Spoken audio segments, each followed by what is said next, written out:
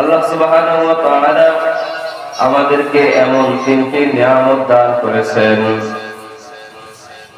পৃথিবীর প্রথম মানুষ হযরত আদম আলাইহিস সালাতু ওয়াস সালাম থেকে নিয়ে আমাদের নবী পর্যন্ত অন্য কোন নবী এবং নবীর উম্মতদেরকে এমন তিনটি নিয়ামত দান করেন নাই। একটা নিয়ামত হলো আল্লাহ সুবহানাহু ওয়া তাআলা আমাদেরকে মুমিন এবং মুসলমান বানিয়েছেন। কোন বদদিন বেদিন ইহুদি মুশরিকের ঘরে প্রেরণ করেন নাই। এটার জন্য যদি কিয়ামত পর্যন্ত আল্লাহ সুবহানাহু ওয়া তাআলা আমাকে আপনাকে হায়াত দিয়ে দেয়, আর আমি যদি কিয়ামত পর্যন্ত আমাকে যে মুসলমানের ঘরে আল্লাহ সুবহানাহু ওয়া তাআলা প্রেরণ করলেন, এজন্য যদি কিয়ামত পর্যন্ত সিজদায় পড়ে থাকি, তবু আমার মাওলার কৃতজ্ঞতা আদায় শেষ হবে না। দ্বিতীয় নিয়ামত দান করলেন আল্লাহ সুবহানাহু ওয়া তাআলা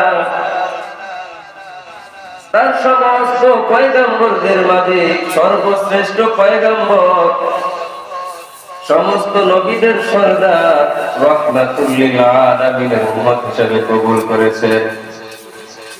যে রাহমাতুল লিল আলামিন মুহাম্মদ সাল্লাল্লাহু আলাইহি ওয়াসাল্লামের উম্মত হওয়ার জন্য বহু নবীগণ পর্যন্ত আল্লাহ সুবহানাহু ওয়া তাআলার কাছে দরখাস্ত করেছেন।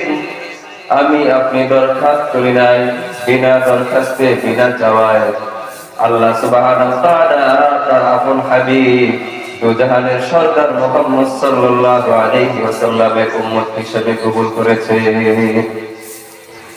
আল্লাহ সুবহানাহু ওয়া তাআলা বলেন, ইন্না আরসালনাকা রাহমাতাল লিল আলামিন।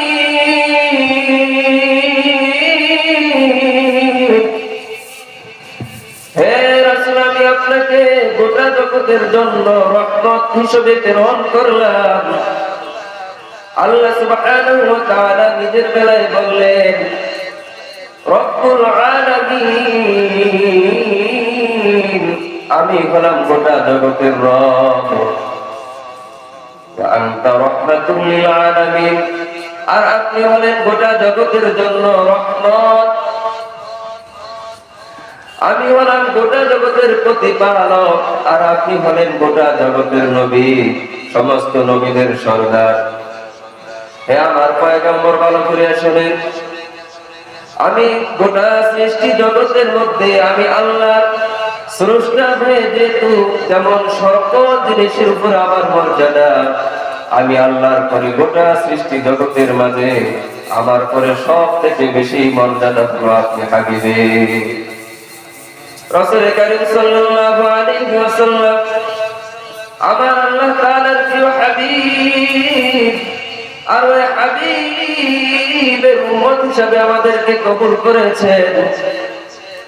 এজন্য যদি আল্লাহ সুবহানাহু ওয়া তাআলার শুকরিয়া বা কৃতজ্ঞতা জ্ঞাপনার্থে আল্লাহ তাআলা কিয়ামত পর্যন্ত হায়াত দান করেন, আর কিয়ামত পর্যন্ত বাকি হায়াতটা কৃতজ্ঞতার জন্য, মাওলার শুকরিয়ার জন্য সিজদায় পড়ে থাকি, তবুও কৃতজ্ঞতা বা শুকরিয়া আদায় হবে না।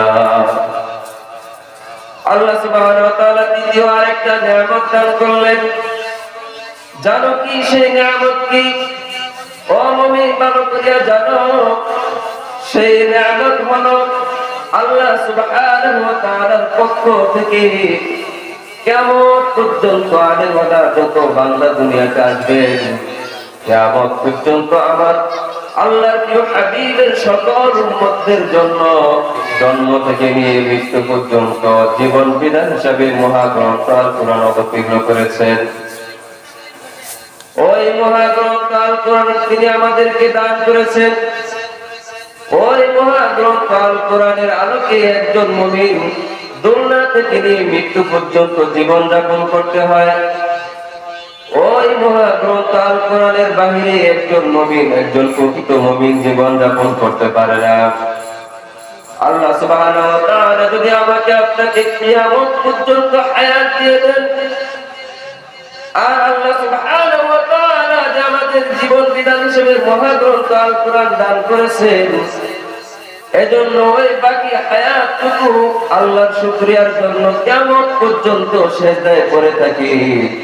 তবু আল্লাহ পাকের কালামের শুকরিয়া আদায় করে আমরা শেষ করতে পারবো না। আল্লাহ সুবহানাহু ওয়া তাআলা বলেন, আলিফ লাম মিম যালিকাল কিতাবু লা রাইবা ফীহি। এটা এমন এক গ্রন্থ, এমন এক কিতাব যার মধ্যে কোনো সন্দেহের অবকাশ নেই। হুদাল লিল মুত্তাকিন, যেটা মানুষদের মুত্তাকিনদের জন্য হেদায়েত বা পথপ্রদর্শন দেয়, যেটা মুত্তাকিদেরকে পথ দেখাবে, মুত্তাকিদের জন্য পথপ্রদর্শক।